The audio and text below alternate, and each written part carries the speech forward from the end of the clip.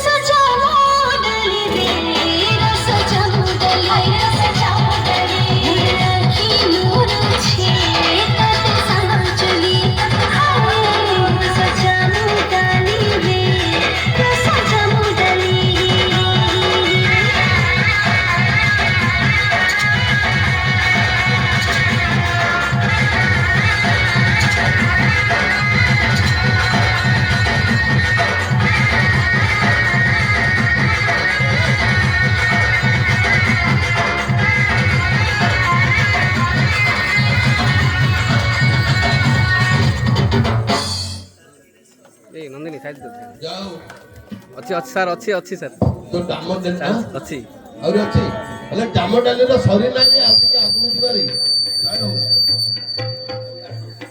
भाई ଯାଉ hello play कौन ना ହ୍ୟାଲୋ ଡାମ ଡାଲି ସରିନାହିଁ ଆଉ ଟିକେ ଆଗକୁ ଯିବା ତାହେଲେ जंगले जंगली